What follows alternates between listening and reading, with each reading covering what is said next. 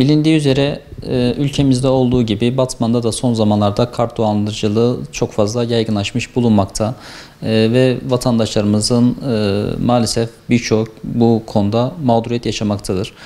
Bununla ilgili gerek internet bankacılığının son dönemlerde yaygınlaşmış olması, gerek akıllı telefonların herkesin artık ulaşabilmesi ve internetten yoğun, pandemiyle birlikte internetten yoğun bir e-ticaret dönemine girişmiş olmakla birlikte dolandırıcılar da bu yeni sisteme çabuk entegre olup vatandaşlarımızın mağduriyet yaşamasına sebebiyet vermiştir. Bununla ilgili birçok dolandırıcılık yöntemleri elbette mevcut. Kart dolandırıcılığı deyince aslında çok geniş bir yelpaze mevcut. Ponzi sistemin başta olmak üzere kolay yoldan para kazanma sistemleri, aynı şekilde crack siteler marifetiyle bilindik bir sitenin birebir aynısının orijinalinin kopyalanarak daha farklı, daha uygun fiyatlar yazılıp kart bilgilerine ulaşılması ve buradan vatandaşlarımızın kartlarından paraların çekilmesi gibi bir dolandırıcılık yöntemi söz konusu. Yine aynı şekilde birinin kartını kiralamak suretiyle işte benim banka kartlarımda haciz var, icra var, kullanamıyorum, senin kartını kullanabilirim demek suretiyle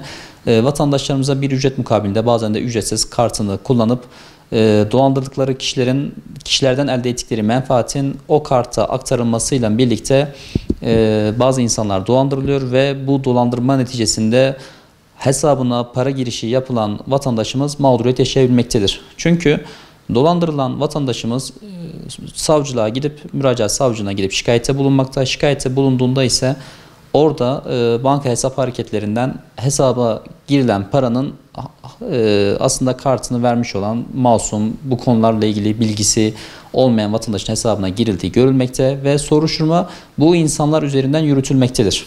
Burada bu insanlar üzerinden bu soruşturma yürütülüp asıl failler de bulunamadığından dolayı ceza yargılamasına maruz kalmakta ve maalesef birçok vatandaşımız bu konuda cezalandırılmaktadır. Menfaat temin edildiği hususunda.